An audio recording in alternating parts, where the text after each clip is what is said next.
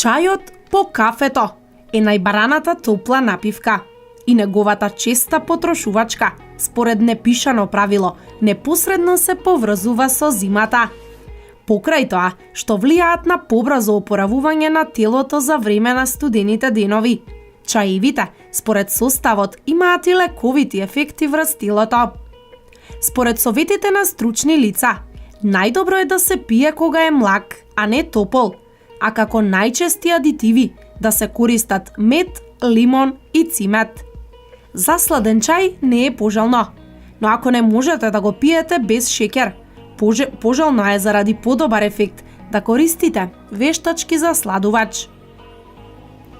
Кај британската популација, овој напиток се наоѓа на врвот на најпожелен напиток и неговата потрошувачка го подразбира нивниот начин и стил на живот.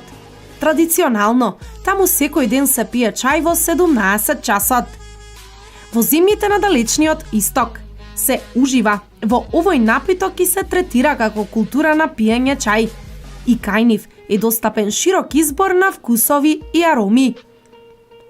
Еве некои вкусови кои се најмногу распространети во нашата област. Ние ви ги откриваме нивните позитивни ефекти. Чај од нане. Овој чај е одличен за стомачни проблеми, така што ви помага кај грчеви во стомакот, подуеност и болка. Како ниеден друг, ќе ја уплажи болката за време на менструалните проблеми. И неодамна беше докажано дека нането има одличен ефект за забрзување на метаболизмот. Па пожелен е во исхраната, главно кај оние кај кои им е потребна детоксикација. Чај од хибискус се бројува меѓу највкусните. Иако хибискусот нема многу лековити својства, тоа е одлична замена за кафе и бидејќи се пие топол, се препорачува за настинки. Чај од коприва. Копривата е богата со калиум, железо, а исто така се препорачува за третман на инфекции на уринарниот тракт, спречување на развојот на камења во бубрезите и ја подобрува крвната слика. Од тоа се подобрува протокот на крв и се прочистува. Има позитивен ефект врз кожата да изгледа убаво. Добрите страни на ова растение не завршуваат тука, па затоа е многу успешен во лекувањето на гингивитис, чирови и други инфекции во устата. Бел чај за порцелански тен. Белиот чај има најголема примена во земјите на истокот и неговата употреба во козметичките производи во последните децении бележи голем пораст. Причината лежи во фактот дека белиот чај го зајакнува имунолошкиот систем и дека има позитивен ефект врз кожата. Некаде го нарекуваат и еликсир на долговечноста и убавината. Кога ќе кажеме чај, мислиме на зима. Токму затоа време е за чај.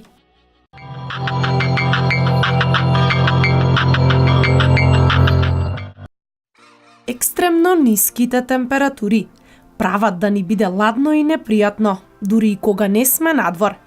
Овие совети кои ќе ги слушнете, ќе ви помогнат да се стоплите себе си, вашиот дом и канцеларијата и да можете да функционирате нормално дури и во најладната зима. Облечете се во слоеви. Полесно и поекономично е да се стоплите себе си прво, отколку целата просторија. Облечете се неколку слоеви на облека, што може би не се толку дебели, но ќе ве топлат. Инвестирајте во завеси и ролетни. Секој слој плюс меѓу вас и надворешниот свет ќе ве стопли дополнително, а прозорците се еден начин на кој губиме од топлината во просторијата. Ако во канцеларијата или домот немате ролетни или завеси, тогаш е вистинско време да набавите. Ослободете ги радиаторите. Ако се греете на парно, ослободете го просторот околу радиаторите, за да може да шират повеќе топлина. Тргнете го каучот, масата и другиот мебел од радиаторот и не ставајте ништо врз него, за да го извадите максимумот од ова грејно тело. Консумирајте топла храна и напитоци. За навистина да се стоплите, треба да го направите тоа и од надвор и од внатре. Пиете топли чаеви и јадете топла супа или чорба во овие денови кога е навистина студено. Туширајте се со млазови од топло и ладно. Иако топлиот туш веднаш ќе ви го стопли телото, студен млаз за време на туширањето ќе ви ја подобри циркулацијата на крвта, што целосно и подолгорочно ќе направи да ви биде потопло. Покрите ги голите подови. 10% од топлината се губи преку подовите, доколку не се изолирани и загрејани. Тргнувајќи од ова, и фактот што ќе ви биде ладно на нозете ако немате теписи или теписони, треба да ставите ваква прекривка на подот во ладната зима. Доколку сте дома, овие денови се вистинското време да печете колачиња или ручеци што бараат употреба на рерната. Откако ќе завршите со печењето, оставете ја рерната отворена. Ова дополнително ќе го затопли домот и вас без сомнение. Избегнете провев под вратите. Голем дел од топлината во просторијата бега под вратата во нестоплените ходници или надвор. Избегнете го ова со поставување на чергичка или друг материјал под вратите. И за крај, изолирајте ја куќата. Иако може би делува како голема инвестиција, на долги стази ова е поекономично за вас. Добро изолираните ѕидови, прозорци и врати, што добро пасуваат во своето лежиште, ќе ја задржат топлината што ја имате во дом.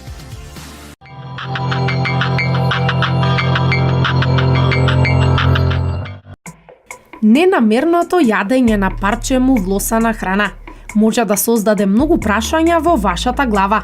Но колку навистина е опасна мувлата и што може да се случи? Краткиот одговор на прашањата е не. Веројатно, нема да умрете доколку изедете мувла. Ќе ја сварите како и другата храна и доколку имате релативно здрав имунолошки систем, најверојатно ќе почувствувате гадење или ќе повраќате. Дефинитивно, мувлата не е добра за вас, а доколку сте алергични на мувла, може да добиете непријатни симптоми, вклучувајќи и иритација на очите, носот и грлото. Мувлата која се формира во лебот вообичаено не е многу опасна, иако постојат мувли кои се сериозно опасни за вашето здравје. Некои од нив произведуваат токсични супстанци, познати како митотоксини, а најгадниот од нив може да предизвика и рак. Обично се формира кај зрнести и јаткасти плодови, па обичната мувла во кујната воопшто веројатно не е поврзана со афлатоксини. Може би на некого ќе му биде примамлива идејата едноставно да го сецне парчето кај што е мувлата, за да не ја фрли целата храна. Но нема гаранција дека ќе ја отстраните целосно габичната инфекција со овој потек. Мувлата може да навлезе длабоко во храната, па отстранувањето само на деловите на кои е видлива мувлата воопшто нема да биде од корист. Ако го потпечете лебот, дали ќе ја убиете мувлата? Веројатно нема. Иако технички, со изложување на високи температури би требало. Проблемот е што да го направите тоа треба да постигнете висока температура, но без да го изгорите целосно лебот. Дури и тогаш нема гаранција. Едноставно, купете си свеж леб. Се прашувате, а што е со мувлосаното сирење? Некои сирења имаат култури на мувла намерно додадени во нив, но овие специфични мувли не се во состојба да предизвикаат микотоксини. За разлика од овие сирења, обичните сирења кај кои е присутна мувла треба веднаш да завршат во ѓубре. Како да спречите да се формира мувла? Покрите ја храната во фрижидерот со пластична обвивка или во пластичен сад со капаче. Остатоците од храна никако не ги чувајте повеќе од 4 дена, а расипливата храна не ја оставајте повеќе од 2 часа.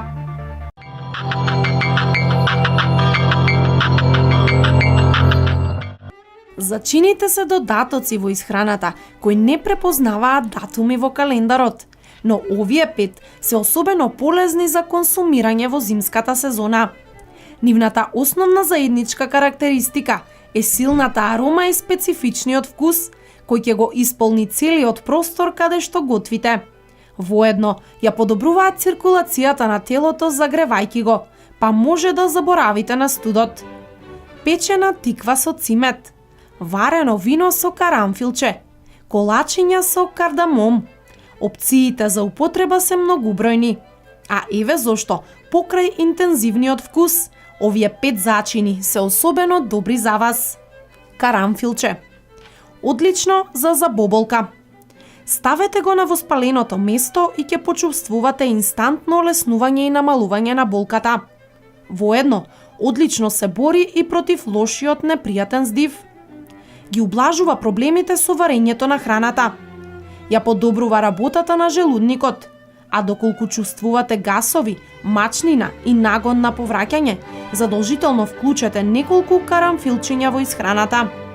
Се одликува со противвоспалителни својства, па одлично лекува и инфекции. Кардамом. Одличен прочистувач на организмот, особено на бубрезите од уреа и наталожен калиум. Слично како и карамфилчето, и кардамомот го потикнува метаболизмот и ја ублажува подуеноста на стомакот. Потикнувајќи ја циркулацијата во белите дробови, се покажало како солиден сојузник во борбата со астма и бронхитис. Ги ублажува нуспојавите од хемотерапијата и ослободува од стрес и депресија. Столчете го зачинот и ставете го во вода како чај.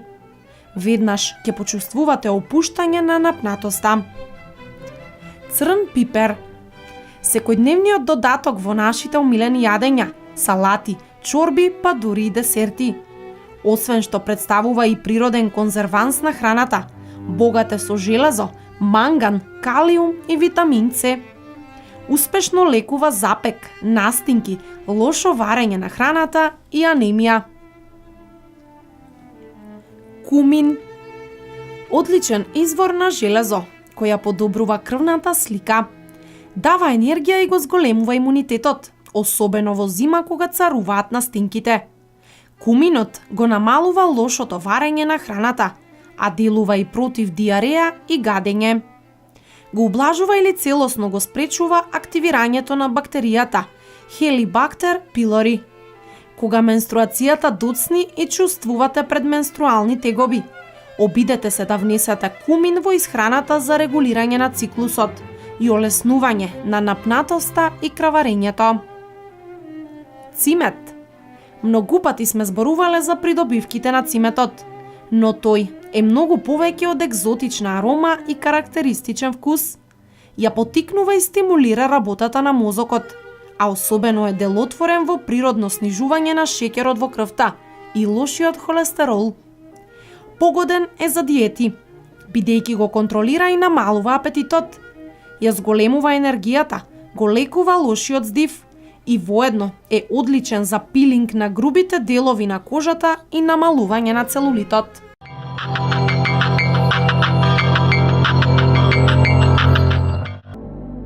Како што постои храна која може да ви ги ублажи симптомите на настинка и грип, така постои и храна која може само да ви ја продолжи болеста. Затоа, доколку не сакате да одлежите уште еден ден, избегнувајте ги овие 4 работи. Сокови и сладки пијалаци. Сите сокови кои се полни со шеќери предизвикуваат побавна борба на организмот со инфекцијата. Ова важи и за секоја останата храна богата со шеќер, како колачиња, торти, бомбони. Наместо тоа, пијте умерено засладен чај или обична вода. Ако морате нешто да грицкате, одберете овошје. Млечни производи. Иако може би сте слушнале дека млекото, јогуртот и сличните млечни производи не создаваат слуз, кај некои луѓе на собраниот секрет во грлото може да го направат погуст и тешко поднослив. Алкохол. Кога ќе почувствувате дека настинката или грипот ве нападнал, откажете го алкохолот после работа. Алкохолот предизвикува воспаленија кои го прават телото подложно на болести. Дехидратацијата е уште една работа која ви штети. Ако не сакате да се разбудите со температура и ужасен мамурлак, избегнете го алкохолот. Рафинирани јагле хидрати. Пржените лепчиња и бисквитите се класична храна кога сме болни. Но тие се уште една грешка. Рафинираните јаглехидрати во нив брзо се претвораат во шеќери и влијаат исто како колачите и засладените сокови. Најдобро е да јадете свеж леп од цели зрна.